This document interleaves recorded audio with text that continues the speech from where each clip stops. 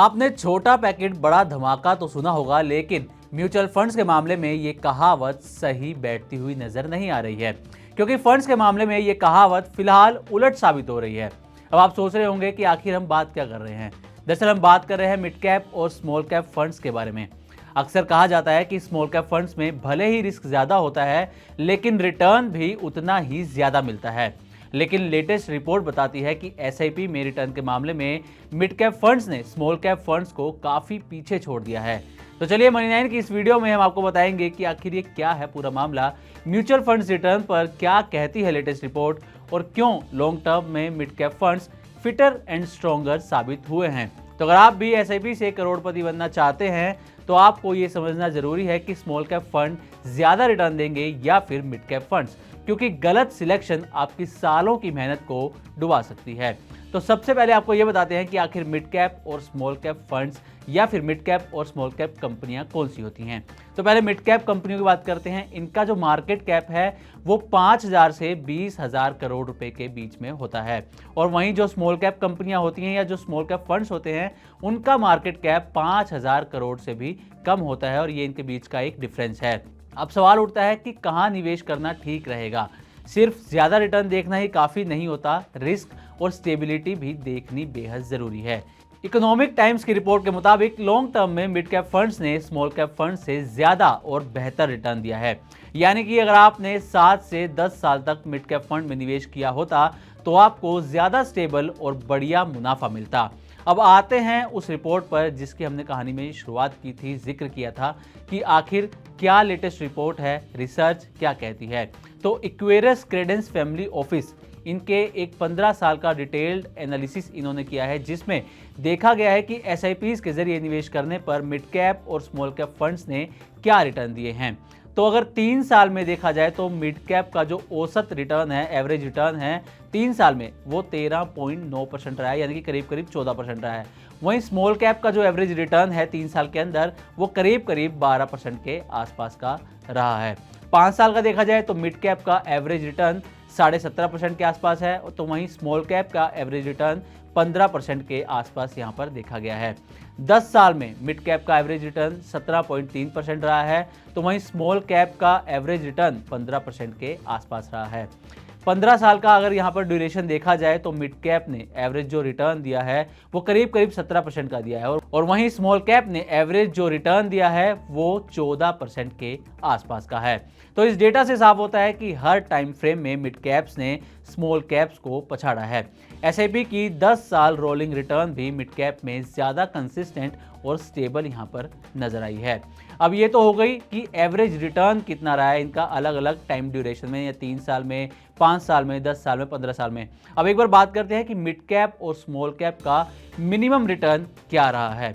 तो 5 साल के लिहाज से अगर देखें तो मिड कैप का जो मिनिमम रिटर्न रहा है वो -8.2% रहा है, यानी कि इसमें गिरावट देखने को मिली है। लेकिन स्मॉल कैप में इससे भी बड़ी गिरावट देखने को मिली है। स्मॉल कैप का जो मिनिमम रिटर्न है वो -21.2% 5 साल में दर्ज किया गया है। 10 साल की बात करें तो मिड कैप ने मिनिमम 6% का रिटर्न दिया है, वहीं स्मॉल कैप ने मिनिमम 0.4% का रिटर्न दिया है।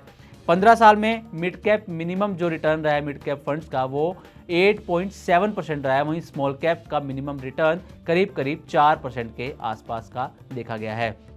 मतलब अगर किसी ने 10 साल तक एसआईपी की है तो मिड कैप में लॉस का चांस बहुत कम रहा है, जबकि स्मॉल कैप में नुकसान की संभावना बेहद ज्यादा रही है।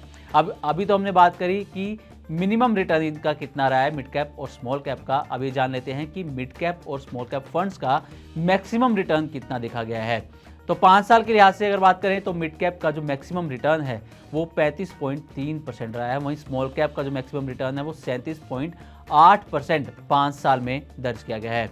10 साल के लिहाज से मिड कैप का मैक्सिमम रिटर्न 23.3% रहा है, वहीं स्मॉल कैप का मैक्सिमम रिटर्न जो है वो 22% के आसपास का रहा है। 15 साल में मिड कैप का मैक्सिमम रिटर्न 21% के आसपास रहा है, और वहीं स्मॉल कैप का जो मैक्सिमम रिटर्न है वो 19% के आसपास का दर्ज किया गया है।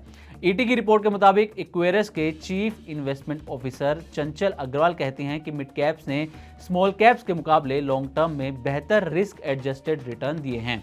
इनका बिजनेस मॉडल ज़्यादा मजबूत होता है और कंपनियां टिकाऊ साबित होती हैं। मिड कैप कंपनियों में बैलेंस शीट होती है, प्रोफेशनल मैनेजमेंट होता है और इन्वेस्टर कॉन्फिडेंस भी ज़्यादा होता है। अब सबसे बड़ी बात कि जो लोग एसआईपी करते हैं, एसआईपी जो इन्वेस्टर्स हैं उनके लिए क्या सीख है। तो अगर आप एसआईपी के जरिए 10 से 15 साल का नज़रिया लेकर चल रहे हैं निवेश का, तो यहाँ कुछ पॉइंट हैं जिनका आपको ध्यान रखना चाहिए। सबसे पहली बात यह कि कंसिस्टेंसी सबसे ज़रूरी है। रिटर्न अपने आप ही बनेंगे, यानी कि आपने जो लक्ष्य रखा है अपनी एसआईपी का, चाहे वो 10 साल रखा है या 15 साल रखा है, तो आपको अपनी एसआईपी अपने जो टारगेट आपका टाइम पीरियड है वहाँ तक करनी है। अगर आपने 10 साल तय किया है तो आपको 10 साल तक हर महीने लगातार एसआईपी करनी है और इसमें अपने आप आपको अच्छा रिटर्न देखने को मिलेगा। मिड कैप फंड्स में रिस्क कम होता है स्मॉल कैप्स की तुलना में, और स्मॉल कैप में जो रिस्क है वो ज़्यादा रहता है। लॉन्ग टर्म एसआईपी में मिड कैप फंड्स ने 98% मौकों पर 10% से ऊपर का रिटर्न दिया है, जबकि स्मॉल कैप्स में ये जो आंकड़ा है वो 87% के आसपास रहा है। साथ ही मिड कैप्स में ड्रॉ डाउन कम है, यानी कि गिरावट में नुकसान कम होता है मिड कैप के अंदर स्मॉल कैप की तुलना में। लेकिन अब सवाल ये भी उठता है कि क्या स्मॉल कैप में निवेश करना चाहिए या फिर नहीं। तो ऐसा नहीं है, स्मॉल कैप में भी मौके होते हैं, लेकिन आपको ज़्यादा रिस्क लेने के लिए हमेशा तैयार रहना होगा। वोलेटिलिटी ज़्यादा आपको देखने को मिल सकती है और स्मॉल कैप में आपको हमेशा लॉन्ग टर्म का नज़रिया बनाए रखना बेहद ज़रूरी है। स्मॉल कैप से भी बहुत सारे लोग हैं, उन्होंने अपना करोड़ों का कॉर्पस बनाया है, लेकिन सिर्फ वही लोग करोड़ों का कॉर्पस स्मॉल कैप से बना पाए हैं जिन्होंने पैनिक में सेल नहीं किया और अपनी एसआईपी को लगातार जारी रखा। अगर आप एक नए इन्वेस्टर हैं या मॉडरेट रिस्क लेना पसंद करते हैं तो मिड कैप म्यूचुअल फंड्स आपके लिए बेहतर ऑप्शन साबित हो सकते हैं।